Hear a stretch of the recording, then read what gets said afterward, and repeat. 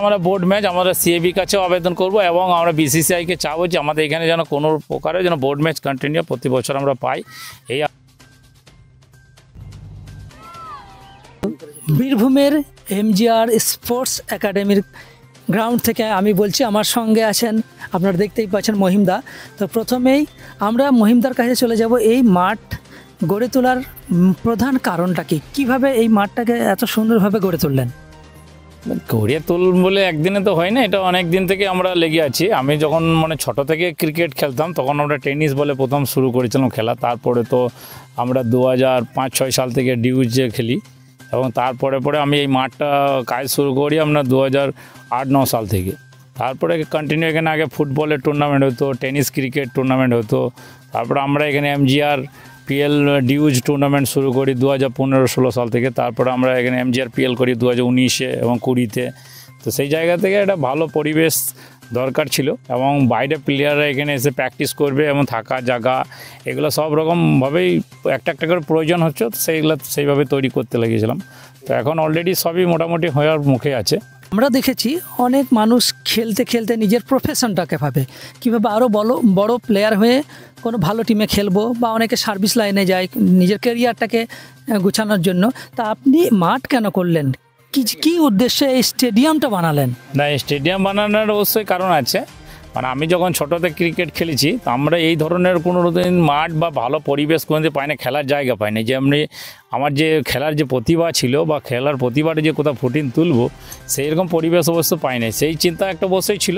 তো আমি দেখলাম আমার তো অনেকটা বয়স বেরিয়ে গেল, আমি এখনও ক্রিকেট খেলি। এখনও খেলেন আপনি? হ্যাঁ খেলি। তারপরেও আমার চিন্তা ভাবনা যে আমাদের এখানে অনেক বাচ্চারা আছে, তাদেরকে যেন এই মাঠে ভালো খেলতে পাবে। এমন বড় প্লেয়াররা এখানে আজকে প্র্যাকটিস করতে আছে, তাদের খেলা দেখে আর উৎসাহী হবে। এবং সামনের দিনে এই সমস্ত যে বাচ্চারা যেমন আমাদের স্পোর্টস একাডেমিতে এখন প্রায় 100-র ওপর বাচ্চা প্র্যাকটিস করে, সেই সমস্ত ছেলেদের যেমন একটা দিন প্রতিভা উঠে আসবে, তারা যেন বেঙ্গল খেলুক, ইন্ডিয়া খেলুক, এই আশা।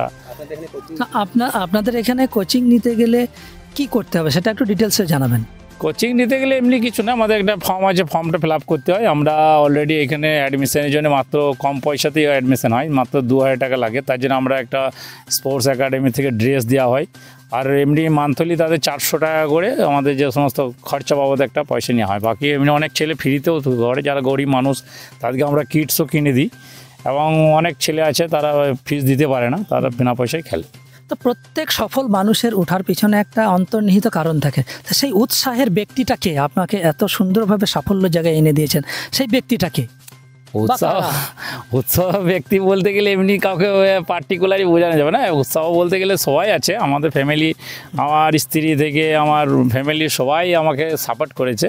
যেহেতু আমি তো 2000 সালে আমার বিয়ে হয়ে যায়, তারপরে থেকে তো আমি ক্রিকেটের সাথে এখনও যুক্ত আছি।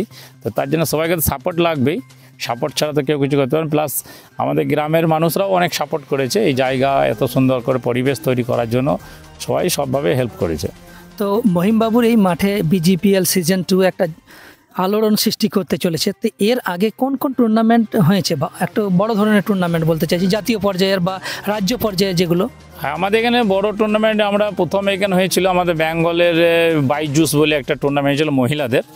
তারপরে আমরা এনসিসি টুর্নামেন্ট হয়েছে 2 বার, মনে হলো বড় এনসিসি টুর্নামেন্ট অভিষেক ডালমিয়া ওটা করাই, ওটাও অলরেডি 2 বার এখানে হয়েছে। বেঙ্গলের মেয়েদের টুর্নামেন্ট হয়েছে, সবই লাইভ চলেছে, এগুলো সব বড় বড় কোম্পানিরা স্পন্সর করেছে। তো সেই সূত্রে এখানে আমাদের কাছে অলরেডি এর চেয়েও আমাদের কাছে এখানে টুর্নামেন্ট করানোর অভিজ্ঞতা আমাদের কাছে ওগুলো লাইভ চলেছে, যেহেতু আপনার ফ্যান কোড লাইভ করেছে, আরও অন্য চ্যানেলগুলো চলেছে। তো সেই সূত্রে আমাদের কাছে ওই ধরনের টুর্নামেন্ট করার অভিজ্ঞতা আছে। প্লাস আমরা নিজেরাও এমজিআর পিএল 2 বার করেছি এখানে। আমরা দেখেছি বিভিন্ন রাজ্য, জেলা এবং এমনকি ন্যাশনাল ইন্টারন্যাশনাল প্লেয়াররাও খেলে গেছেন। তা তাদের মধ্যে উল্লেখযোগ্য কিছু প্লেয়ারের নাম আপনার কাছ থেকে শুনতে চাই। না, এখানে অ্যাকচুয়ালি প্র্যাকটিস করতে এসেছে বড় রঞ্জি ট্রফি যারা খেলছে অলরেডি, মুকেশ কুমার, তারপরে শাহবাজ আহমেদ, তারপরে অভিমন্যু ঈশ্বরন, এই ধরনের অনেক বড় প্লেয়ার এরা এখানে আমাদের এখানে প্র্যাকটিস করতে এসেছিল। এর আগেও আপনাদের চ্যানেলে তাদের বাইট করে কাছ থেকে অনেক শিক্ষাও পাচ্ছে। এই রিসেন্ট আমরা দেখলাম বেশ কয়েকটি রাজ্যের মহিলা ক্রিকেট দল এখানে এসেছেন। তো কোন কোন রাজ্যের এসেছিলেন সেটা? মহিলা যেমন সিকিম আছে, মিজোরাম আসে, বেঙ্গলেতে কন্টিনিউ এবছর পুরো সিজনে প্র্যাকটিস করেছে, একদম আন্ডার 19, 23 সিনিয়র মহিলারা সবাই এখানে প্র্যাকটিস করেছে এই সিজনে। তো এটা আমরা স্পোর্টস একাডেমি জানলাম, তো আপনার স্বপ্নের গ্রামকে আর কি কি দিয়ে সাজিয়েছেন আপনি সেটা একটু বলবেন। আমাদের অ্যাকচুয়ালি আমার এই স্পোর্টস একাডেমি এই স্টেডিয়ামের যে পাশে আমরা একটা ফুটবল মাঠ বানিয়েছি, ওটা কাদের জন্য? ওই গ্রামের সমস্ত ছেলেরা এখানে। যে এমজিআর স্পোর্টস একাডেমির আপনার তো আমরা অনেক তথ্য পেলাম, এর বাইরে গ্রামকে সাজানোর জন্য, নিজের মাতৃভূমিকে সাজানোর জন্য আর কি কি উদ্যোগ নিয়েছেন? আমরা আমাদের এখানে আমাদের এই এমজিআর স্পোর্টস একাডেমি গ্রাউন্ড বাদ দিয়েও আমরা একটা ফুটবল গ্রাউন্ড তৈরি করেছি, এবং এখানে আমাদের স্কুল আছে কোন স্কুল এটা? MGR English medium school. আচ্ছা, তারপর আমাদের এখানে ফ্যাশন বাজার আমরা আছে, এমজিআর ফ্যাশন বাজার গ্রামে। হ্যাঁ, গ্রামে এমজিআর ফার্মেসি আছে, এমজিআর এর স্পোর্টসের দোকান আছে, এই ধরনের অনেক কিছুই অবশ্য করা হয়েছে। তো আগামী 4 তারিখ থেকে যে বিজিপিএল শুরু হচ্ছে, 8 তারিখে ফাইনাল, তা সেই বিজিপিএল এর উদ্দেশ্যে কি বলবেন আপনি? বিজিপিএলকে আমরা চাইবো যে বিজিপিএল যেহেতু সিজন 2, তো সিজন 1 শুরু হয়েছিল ওয়েস্ট বেঙ্গলে, সব মানুষ তো অত খবর ছিল না, কিন্তু এই সিজনে আমরা চাইবো যে এই বিজিপিএল গোটা পশ্চিমবাংলা জুড়ে প্রচার হোক এবং তো ইন্টারন্যাশনাল লেভেলে যাক, এই ধরনের টুর্নামেন্ট আরও বড় হোক, এবং অনেক ছেলেরা খেলার সুযোগ পেয়েছে পশ্চিমবাংলা যারা এই ধরনের টুর্নামেন্ট কখনো খেলেনি, তো সেই জায়গাতে আশা করবো আরও বিজিপিএল আরও বড় হবে।